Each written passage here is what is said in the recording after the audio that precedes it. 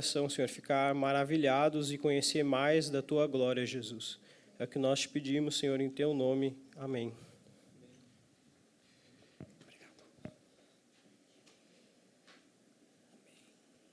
Boa noite, irmãos. Boa noite. Amém. Glória a Deus. Quem está feliz? Amém. Eu também estou feliz. Amém. Glória a Deus. Amém, irmãos. Nós estamos na série de palavras de Mateus, né? Quem está acompanhando sabe como tem sido precioso, né? Poderoso a série de Mateus, né? Como o Senhor tem falado ao nosso coração e como o Senhor tem sido bom, né? Nos trazendo uma forma plena, né? Completa, né? Sobre o Evangelho. Isso é muito, muito precioso para nós, para mim também. Né? Eu nunca tinha sentado e estudado um Evangelho de ponta a ponta, né? O que a gente procura. E saber entender, conseguir entender tudo aquilo que o Senhor trouxe, né, para os seus discípulos. Glória a Deus. Já tem um galardão no céu. Sobre aquilo que o Senhor falou, né, a respeito dele mesmo e sobre aquilo que o Senhor fala a respeito do homem, né, a respeito de nós. Então, é muito precioso, né, quem tem acompanhado também pelo YouTube, nas redes sociais, isso é muito bom. E eu vou continuar, irmãos, a Mateus 14, no verso 13 ao 21. Mas eu queria dar um contexto bem rapidinho ali, sobre o Patrick, né, semana passada, quem estava aqui, amém?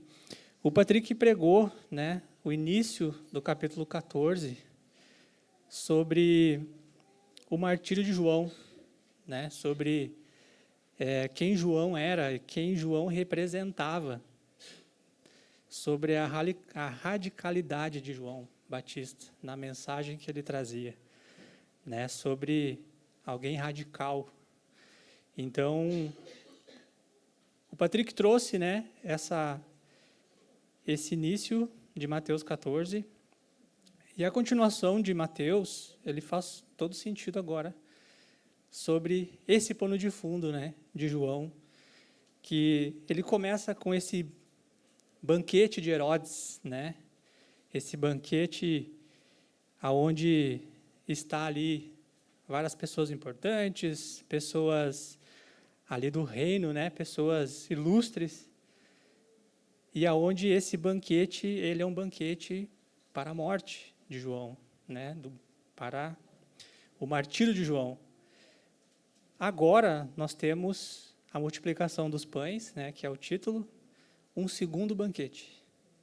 Só que esse outro banquete é um banquete de alguém que é maior que Herodes. Agora, o banquete do Filho do Homem, o banquete de Jesus, que não traz morte, mas agora ele representa a vida para aqueles que estão naquela cena, mas também para todo o Israel e para a sua igreja. Amém? Glória a Deus. Mateus 14, no verso 13. Quem já está aí? Eu também vou ler depois, tá? João 6. Para a gente deixar já colocado aqui, esse milagre, ele está nos 4 evangelhos, tá? É um dos poucos milagres assim que está nos 4 evangelhos. Então, a gente tem uma cena completa desse evangelho, né, daquilo que Mateus, Marcos, Lucas trouxe, sobre aquilo que João também trouxe, de uma outra perspectiva de João também. Então, eu não vou ler os 4, tá?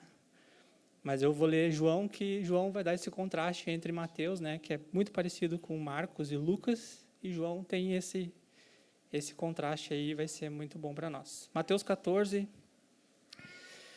verso 13, diz assim: quando ouviu essa notícia, Jesus se retirou de barco em particular a um lugar deserto. As multidões, ao ouvirem falar disso, saíram das cidades e o seguiram a pé. Quando Jesus saiu do barco e viu uma grande multidão, teve compaixão deles e curou os seus doentes. Ao cair da tarde, os discípulos aproximaram-se dele e disseram: Este é um lugar deserto e já está ficando tarde. Despeça a multidão para que possam ir aos povoados comprar comida. Jesus respondeu: Eles não precisam ir. Deem-lhes vocês algo para comer. Eles lhes disseram: Não temos aqui, exceto 5 pães e 2 peixes. Verso 18, perdão. Tragam-nos para mim, disse Jesus. E ordenou que a multidão se sentasse na relva, ou talvez na grama, ou na grama verde. Tomando os 5 pães e os 2 peixes, e olhando para o céu, deu graças e o partiu os pães. Em seguida, entregou aos discípulos e estes à multidão. Verso 20. Todos comeram e ficaram satisfeitos. E os discípulos recolheram 12 cestos cheios de pedaços que sobraram.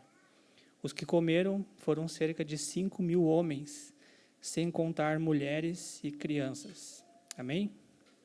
Mateus 14. Agora a gente pula para João 6, bem rapidinho. João 6 diz assim: Algum tempo depois, Jesus foi à outra margem do mar da Galileia, ou seja, o mar de Tiberíades, e grande multidão continuava a segui-lo, porque vira os sinais milagrosos que ele tinha realizado ao curar os doentes. Então Jesus subiu ao monte e sentou-se com seus discípulos. Estava próxima a festa da Páscoa. Levantando os olhos e vendo uma grande multidão que se aproximava, Jesus disse a Filipe: Onde compraremos pães para este povo comer? Ele fez essa pergunta apenas para pô-lo à prova, pois já tinha em mente o que ia fazer. Isso é importante.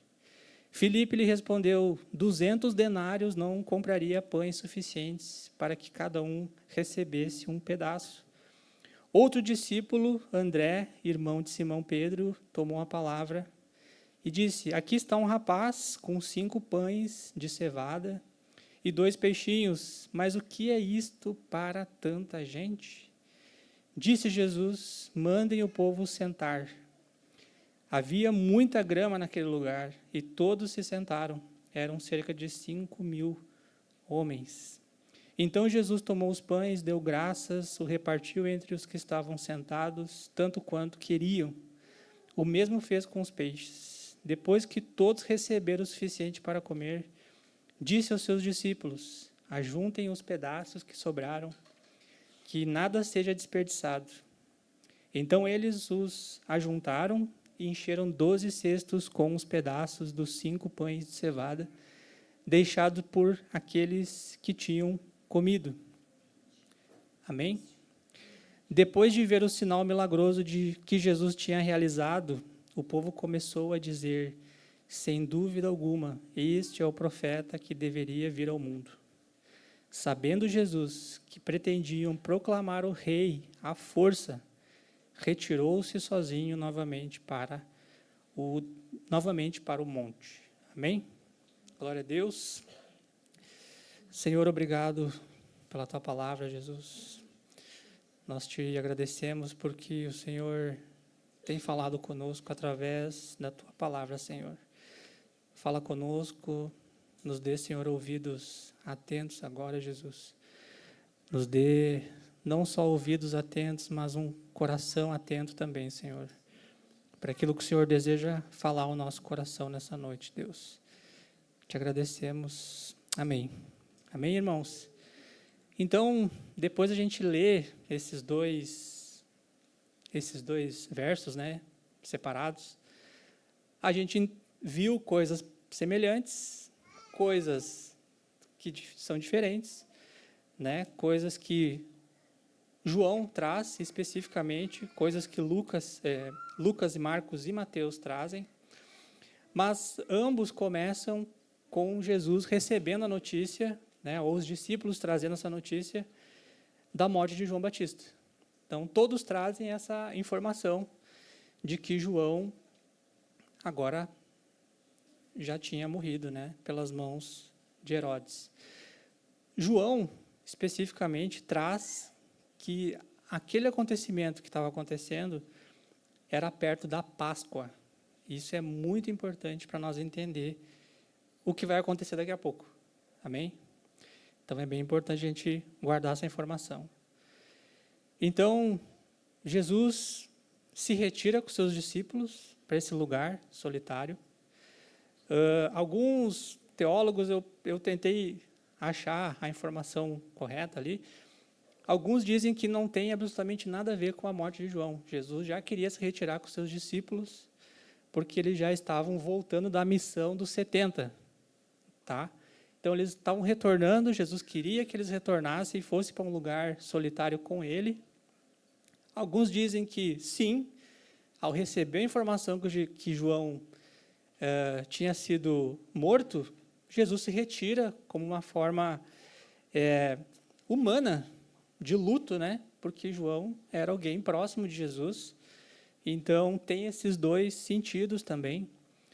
Mas os evangelhos trazem que Jesus, com seus discípulos, ele se retira para um lugar deserto, onde o Senhor atravessa de barco o mar da Galileia para uma outra região. Então, todos trazem esse fato. E Lucas 9, 10, ele traz que era na região de Betsaida, que era a região da cidade onde Felipe era. Então, a pergunta que Jesus faz para Felipe daqui a pouco faz todo sentido, né? Porque Felipe era daquele lugar, né? É como se eu vou na cidade de alguém e eu chego, Lucas, qual é o mercadinho mais próximo aqui, Lucas, para a gente comprar alguma coisa? Então, fazia todo sentido Jesus perguntar para Felipe, né? Porque ele era daquela região. Então, o relato começa com essa grande multidão seguindo Jesus a pé, o que era um movimento muito, muito expressivo da época, entendeu? Uma grande multidão se movendo, caminhando no deserto para encontrar Jesus do outro lado, né? Então, diz que eles chegam antes de Jesus. Então, eles foram mostra o tanto de desejo que esse povo tinha a respeito de Jesus.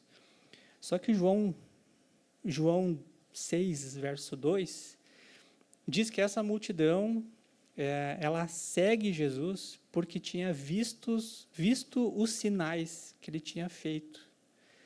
Então, essa multidão, ela não está seguindo exclusivamente porque quer obedecer Jesus. Amém? Não é exclusivo porque eles ouviram a mensagem e querem continuar ouvindo essa mensagem, mas porque eles viram os sinais. E esses sinais é que eles estavam procurando. Eles estavam procurando mais sinais. Amém?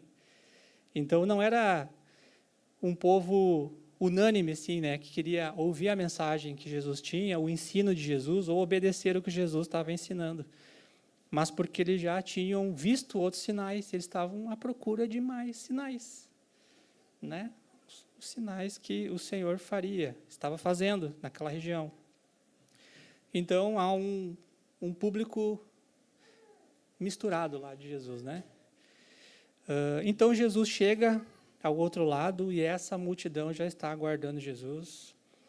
Marcos diz que essa multidão chega junto, outros dizem que Jesus já estava, e como João diz, né, que Jesus vê a multidão já do monte, então tem um tempo ali, mas nada fora do relato dos evangelhos. E agora, nesse momento, é que os 4 olhares dos 4 evangelhos, de cada evangelista, né, vai ser colocado aqui, né, o de Marcos, o de Mateus, o de Lucas e o de João.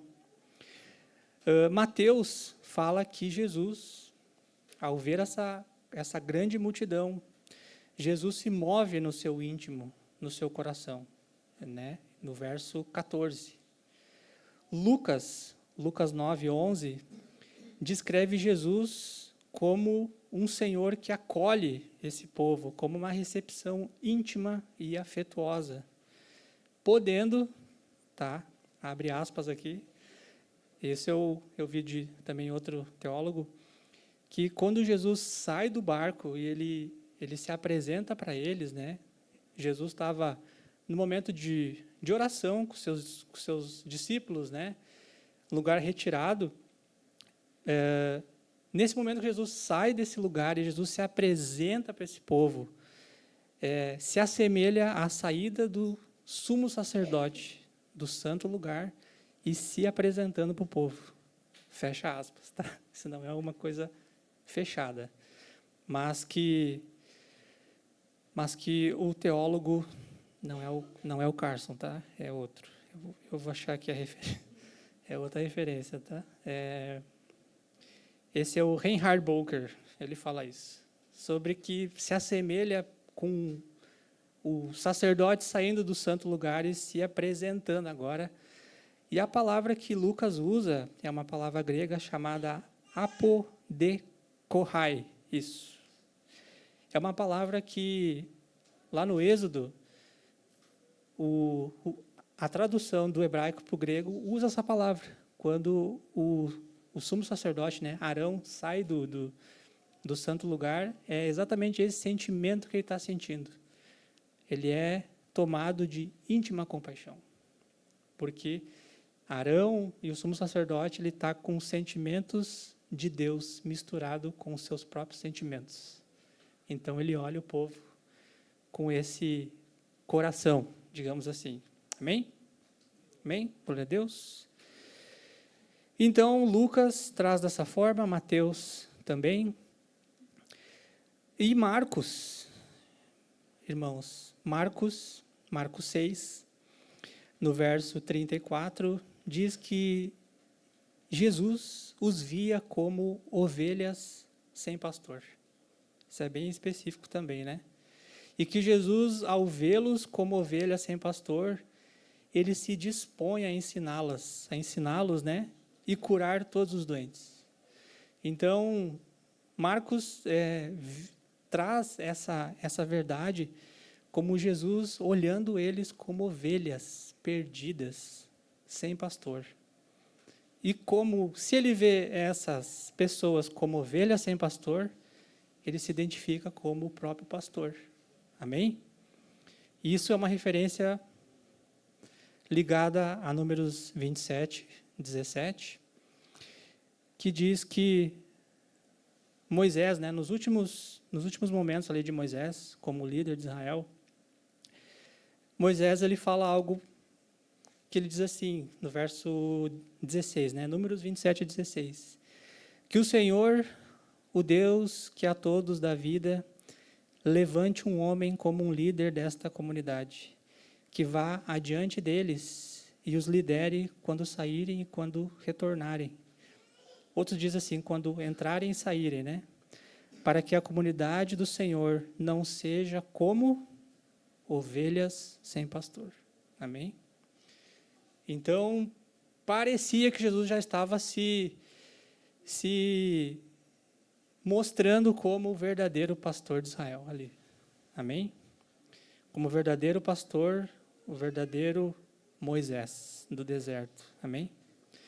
Então, Jesus recebe essas pessoas, essa multidão, que pode ser 15 a 20 mil pessoas, 5 mil homens, fora crianças, fora mulheres. Então, era uma multidão que, para os padrões daquela época, era muito, 20 mil pessoas. Então, no deserto, né, ainda mais, isso é incrível. Então, Jesus, ao recebê-los, após ensinar, curar os enfermos, Mateus, todos os evangelhos trazem que o dia começa a chegar ao fim. E aí começou o primeiro problema, né? Temos uma multidão, o dia está finalizando, tem criança, tem mulher, e agora?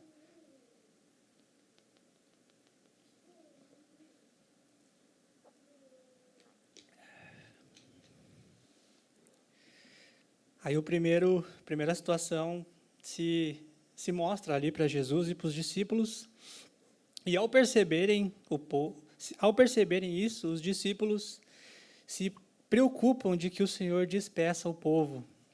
Assim, eles teriam condições de retornarem em segurança, para eles poderem comprarem comida e tudo mais, se alimentarem. Parece uma coisa nobre, né? É muito nobre, né? Deixar as pessoas irem, mas o coração deles estava sendo revelado aqui.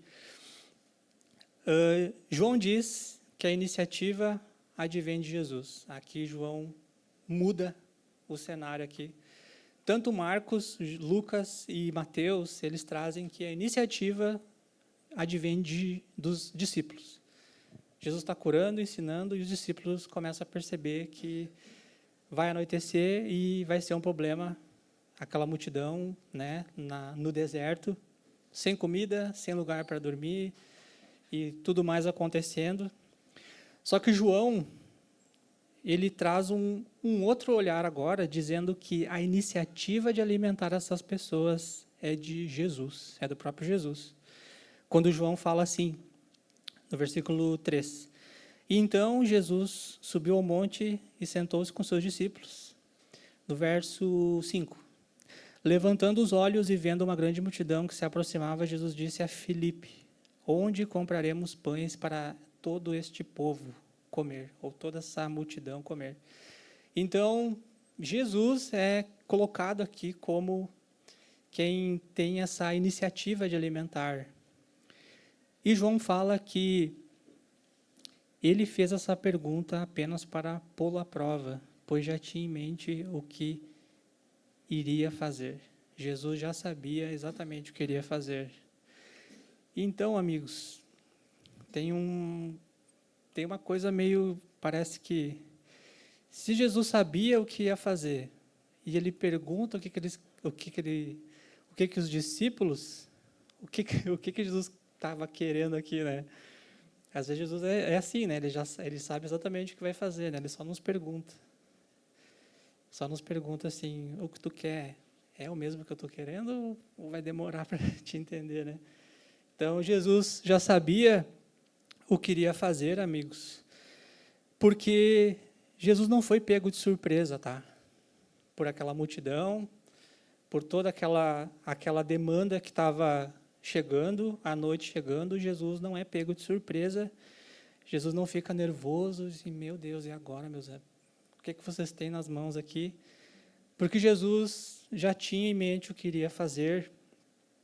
E João fala que ele faz essa pergunta para provar Filipe, ou para conhecer o que estava no coração de Filipe.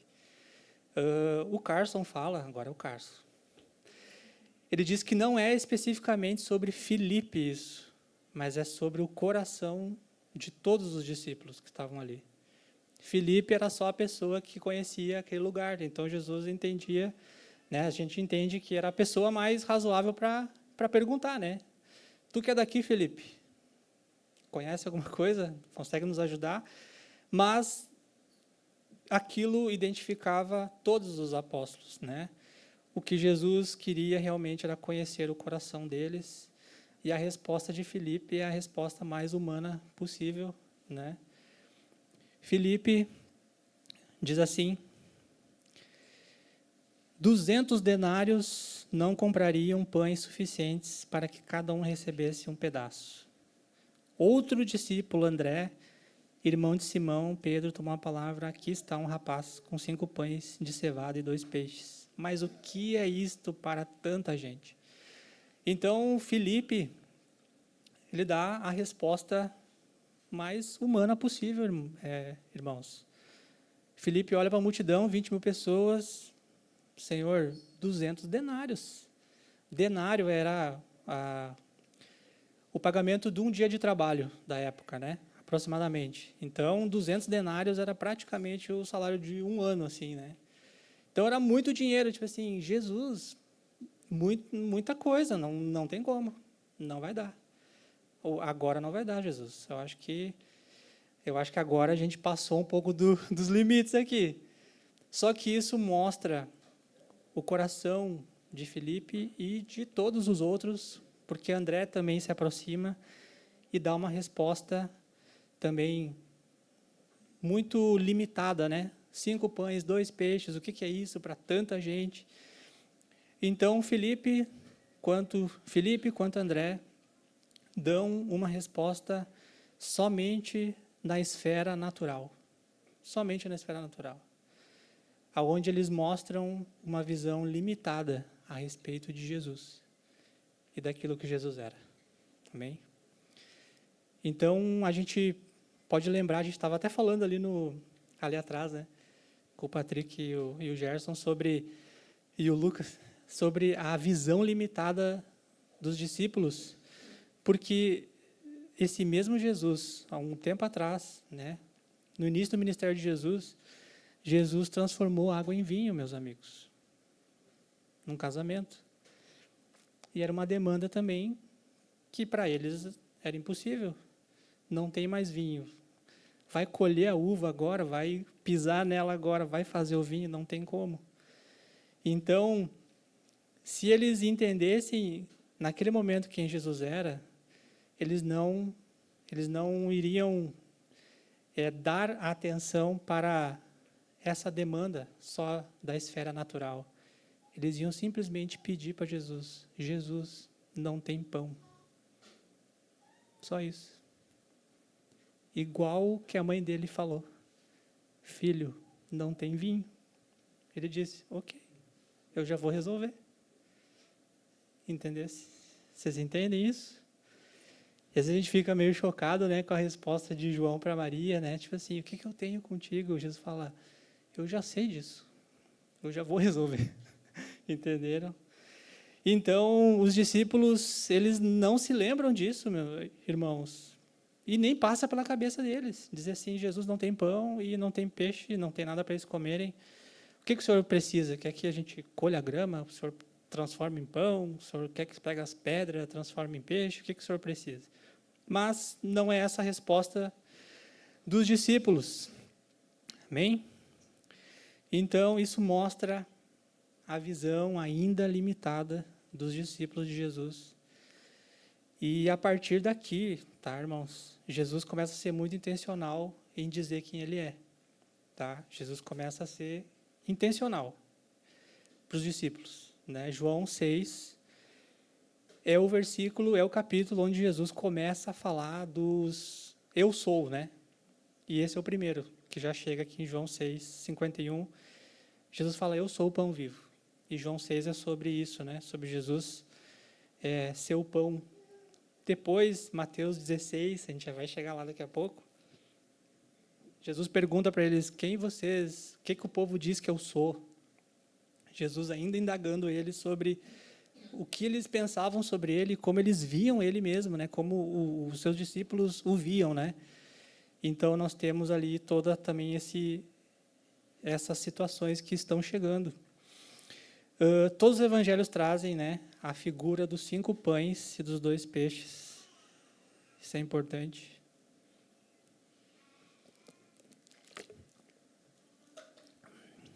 João descreve como pães de cevada, considerados os mais simples disponíveis para eles.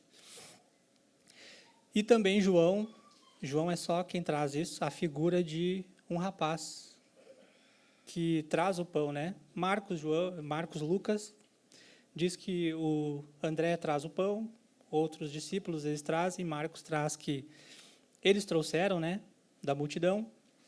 João traz que um rapaz ele traz esses pães a Jesus.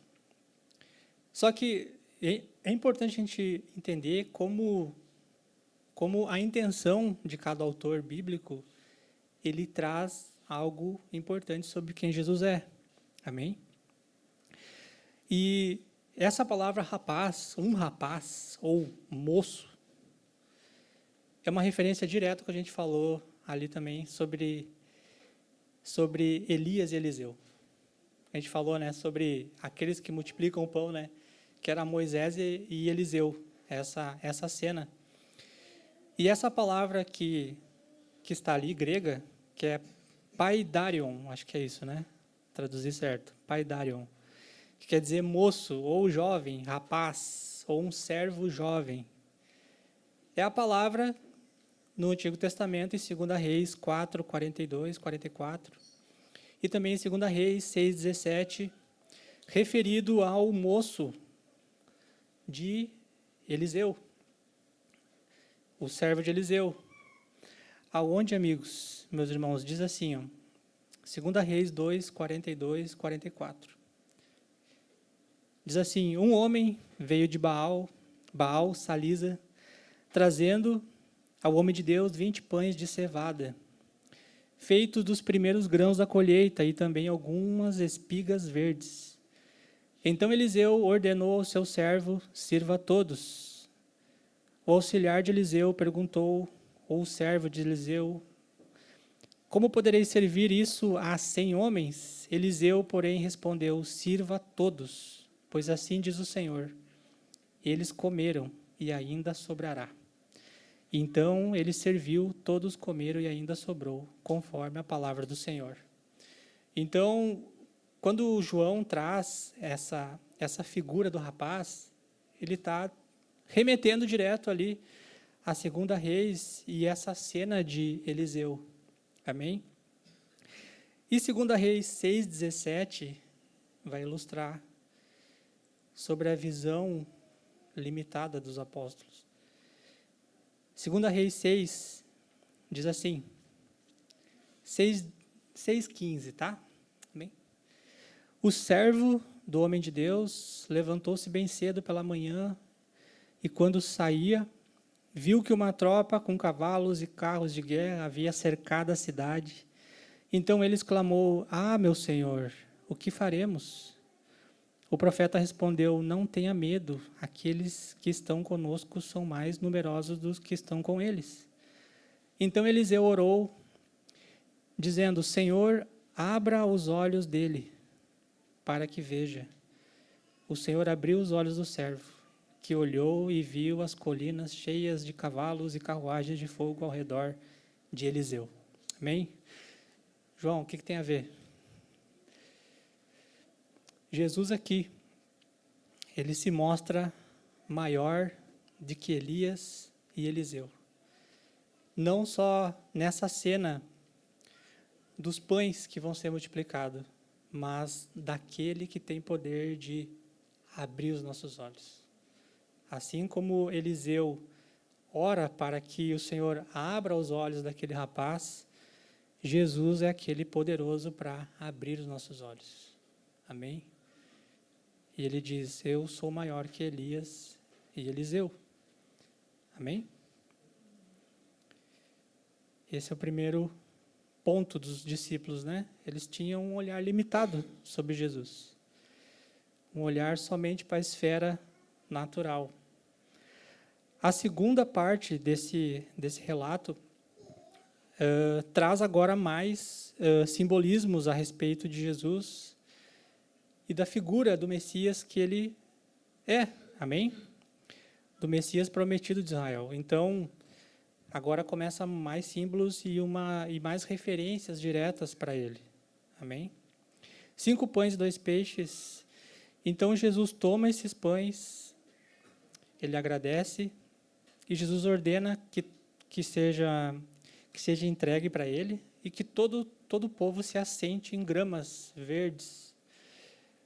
A maioria dos teólogos que eu li ali diz que isso é só para ilustrar que João era uma testemunha ocular daquela cena, né? Então, ele percebeu que a grama era verde e ele queria atestar que era verídico aquilo que estava acontecendo. Outros dizem que, por ser perto da Páscoa, era aproximadamente março ou abril, né, da estação lá de Israel, então existia muita grama, isso fazia sentido com o relato de ser próximo da Páscoa. Não é a Páscoa ainda que Jesus vai ser crucificado, né, é uma Páscoa antes.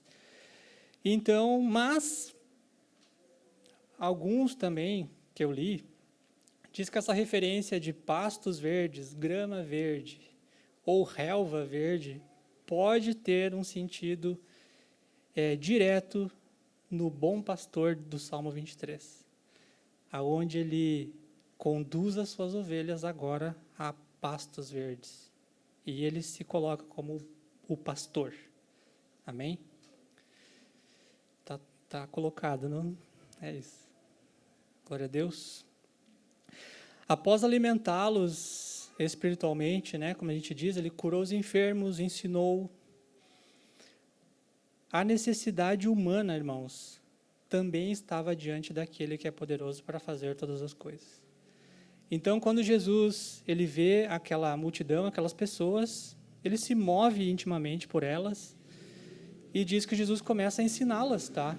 Ensinar eles, aquela multidão, curar os enfermos. Ele cura os cegos, todos ali que estavam necessitando, os surdos, tudo mais, as demandas espirituais que eles necessitavam, mas a demanda natural também estava diante dele. Amém? E eu meditei em cima disso, assim, sobre as demandas naturais também importam para Jesus. Amém? Elas só não estão em primeiro lugar, mas elas importam. Elas estão diante dele. E a gente precisa descansar nisso. Então, quando Jesus vê aquele povo, vê esse povo com fome, sim, eles caminharam no deserto, talvez cansados desse dia de ensino, as demandas também eram importantes para ele. Amém? Então, o Senhor, tomando os pães, agradecendo, dando graças, ele organiza o povo. Lucas 9:14 diz que Jesus, acho que Mateus também fala, né? Que Jesus pede para que essa multidão seja dividida em grupos, né, de 100 e de 50. Lucas fala que é 150, Marcos é só 50. Que representa, irmãos, vocês sabem, né, que 50, a gente teve em Pentecostes agora, né? 50 é Pentecostes também. Mas 50, na literatura ali do Antigo Testamento, de Israel, significa o jubileu, né? 50, que é o ano da redenção, o ano de que as coisas iam ser restituídas, né? Onde tem descanso da terra, aonde quem devia é perdoado, quem era escravo era liberto. Então, sempre tem esse contexto. Amém? Então, nesse momento, Jesus, ao colocá-los, né, divididos, Jesus se apresenta como aquele que está reorganizando e redimindo todas as coisas. Amém? Pode ser uma referência só lá do Êxodo ou do Levítico 25? Pode. Mas o Senhor está mostrando que ele pode estar só organizando aquele povo, né? 5 mil, 20 mil, dividido, parece que é um problema menor, né? Mas Lucas é muito intencional e Marcos também. E isso traz essa referência de Jesus. Também nós podemos lembrar, irmãos, sobre o pão no deserto. A gente não consegue ignorar isso, né? Sobre uma multidão no deserto,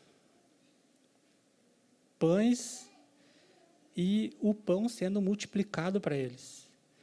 Então, a gente relembra muito Êxodo 3. Êxodo 3 não, perdão. Êxodo 16. Da figura do maná, entende? Que o povo de Israel sai do deserto, sai do Egito, anda no deserto e, em certo ponto, o povo chega para Moisés e fala: Moisés, a gente está com fome, a gente não tem comida.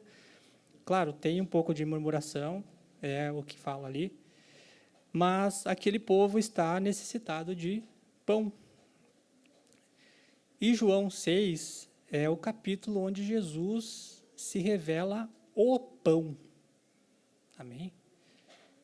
João 6 é onde Jesus diz: eu sou o pão. Jesus fala isso e é uma das discussões mais fortes que Jesus tem com os fariseus, né?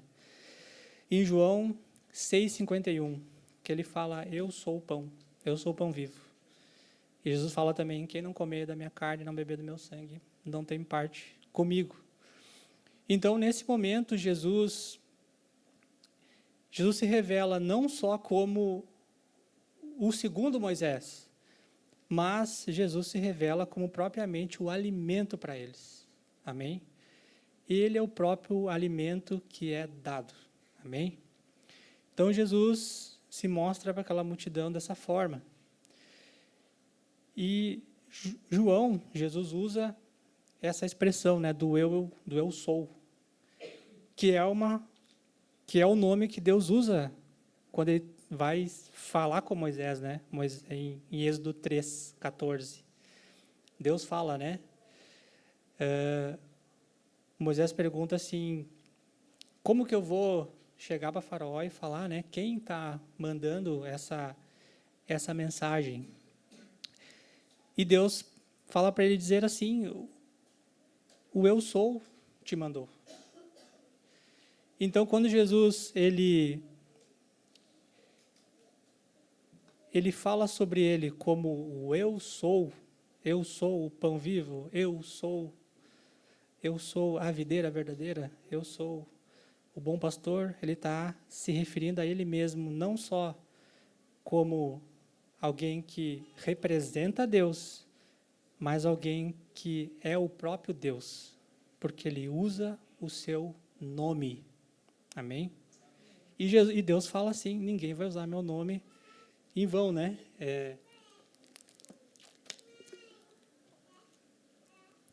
Êxodo 20, né? Lá nos 10 mandamentos, acho que é o sétimo mandamento, diz que ninguém vai usar o nome de Deus em vão. Amém? Então, se Jesus está usando o nome de Deus, ele está se colocando como o próprio Deus, o próprio Yahweh, o próprio Senhor. Amém? Glória a Deus. No final, depois de todos servidos, todos se alimentam, João, Mateus, todos os evangelhos trazem que todos comeram não só um pouco, né, como Felipe disse, 200 denários para um pedacinho só. Mas todos comem, são satisfeitos, comem à vontade, repetem uma vez, 2 vezes, 3 vezes, como a gente vai na casa do irmão, repete.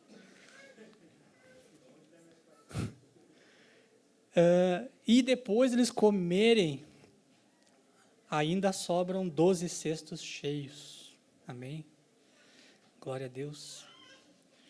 12 cestos, praticamente todos os estudos que eu li fazem a mesma referência de que esses 12 cestos representam as 12 tribos de Israel e os 12 apóstolos representados ali, onde Jesus se apresenta como o alimento que verdadeiramente satisfaz e supre Israel. Amém? Então, Jesus, nessa referência dos cestos que sobram e são juntados, onde Jesus se mostra aquele que é poderoso, suficiente para suprir Israel por completo. Amém? E o que isso diz respeito, João? O Messias de Deus tem o suficiente para saciar plenamente Israel. E isso mostra que Deus não quebrou a sua palavra, a sua aliança. Deus ainda continua tendo as suas alianças e o seu compromisso, a sua palavra com Israel. Amém? E faz sentido porque Jesus fala, acho que é João, eu anotei, tá? Eu juro. João...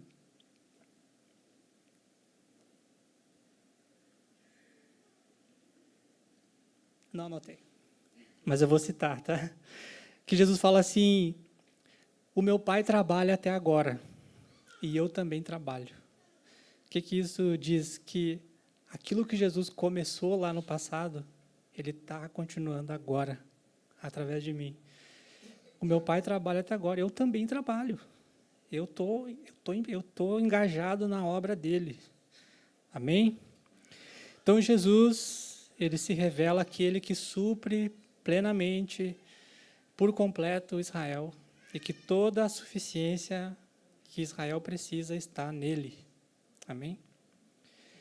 Então, Jesus se mostra o pão verdadeiro, o alimento verdadeiro, que aqueles pães que Jesus multiplicou só representava quem ele verdadeiramente era, apontava para ele.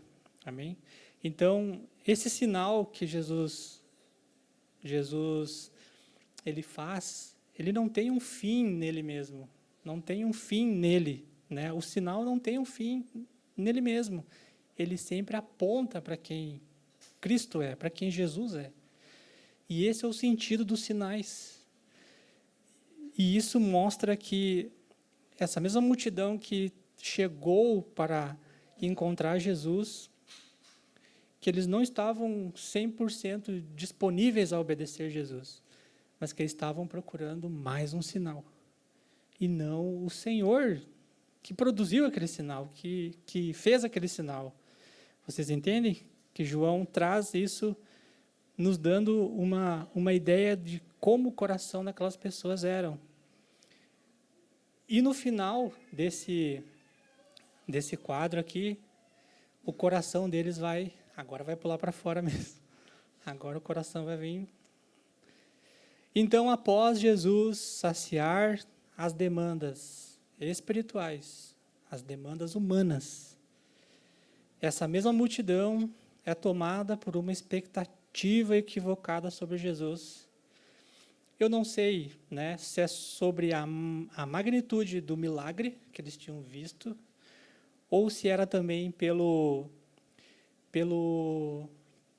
recente acontecimento de João Batista, né? João Batista era um profeta, né, muito conhecido, respeitado, onde João Batista morreu. Então, talvez esses sentimentos estavam misturados com eles, né? João traz isso, exclusivamente João. Então, essa multidão, por conta, talvez, de todo esse contexto, né, do milagre de João Batista, o ressentimento que eles estavam e a expectativa messiânica que eles procuravam, Jesus se revela à multidão, mas eles procuram outro tipo de Cristo para eles, para si mesmos. E esse é o final dessa parte, né? Onde a multidão, ao ver esse milagre, eles têm uma certeza, esse é o profeta. E isso é verdade, tá? Mas tornar Jesus rei à força, aí já é demais. Entenderam? Então, Jesus se revela à multidão, mas eles procuram outro tipo de Cristo para si mesmos. Um Messias servidor e moldado única e exclusivamente às coisas desta era, deste mundo. A expectativa messiânica deles era legítima e estava dentro da Torá? Estava sim, com certeza. Multiplicar pães estava dentro daquilo que o Messias seria. Ser um homem que, esses sinais, sim. Só que naquele momento, a demanda que eles tinham, naquele momento, ofuscou toda a visão que eles tinham de Cristo, de Jesus. E eles criaram Cristo para eles mesmos. Amém? O Gerson falou algo parecido com isso. Sobre a gente ter uma visão distorcida de quem Jesus é.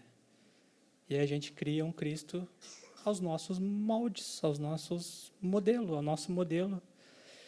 Ou que ele é útil somente para as coisas dessa vida, dessa era. Isso me pegou demais, isso me quebrou. O profeta que João traz, claro, era uma referência direta a um poderoso guerreiro como Davi, um pastor como Moisés, um homem de sinais e maravilhas como Elias e tantos outros.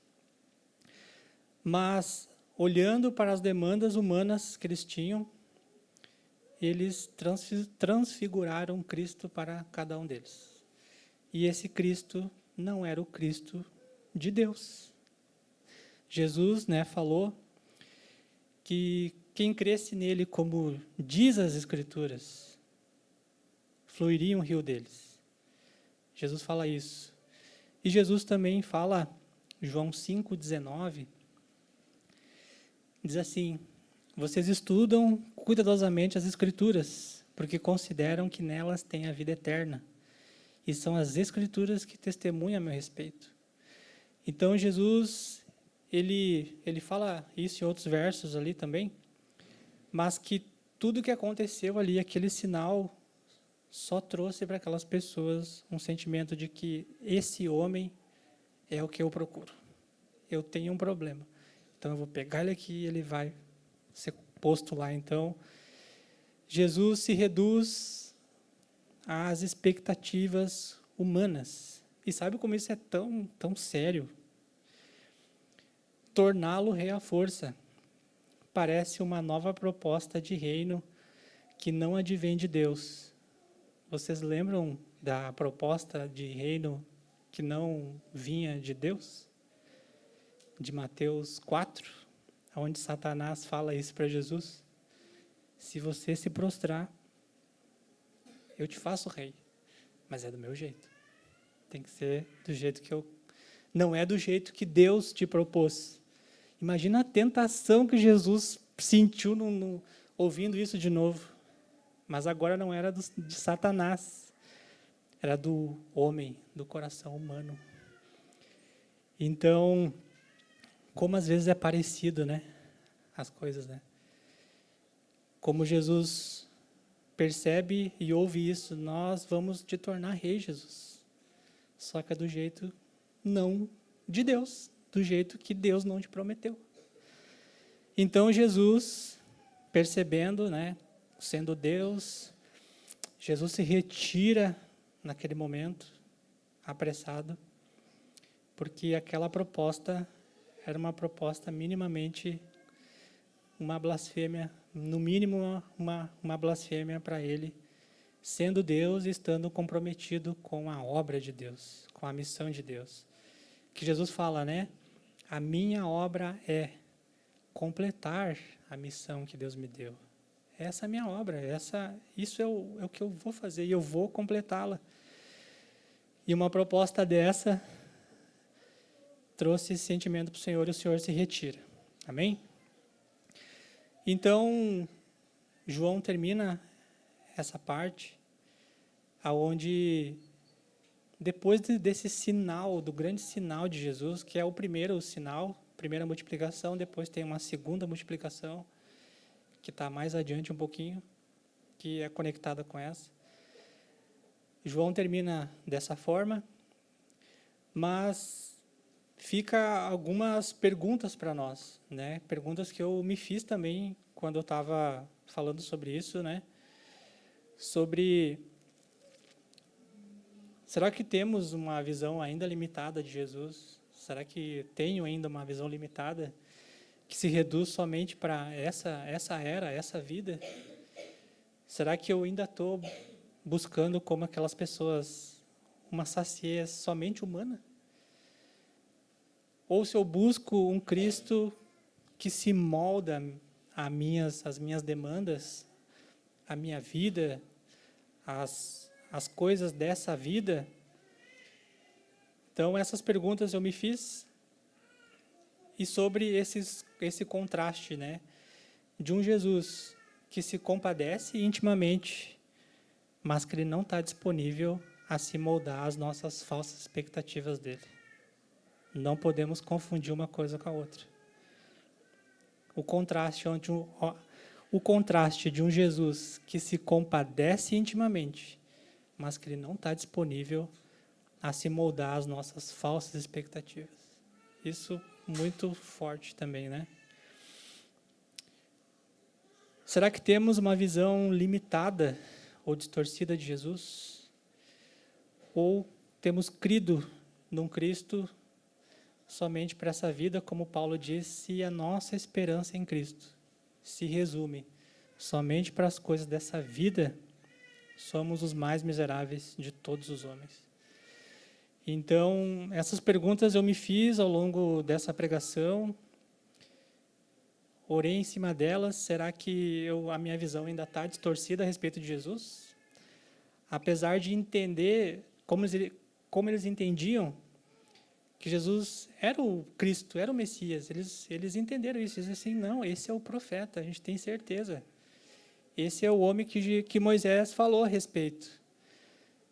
Só que, ao mesmo tempo que eles reconheceram uma parte de Jesus, eles anularam toda a outra. Vocês entendem? E esse é algo muito perigoso. Amém? Vamos colocar em pé? É isso. Que o Senhor fale ao nosso coração nessa semana. Que o Senhor nos dê uma visão ampliada sobre Ele.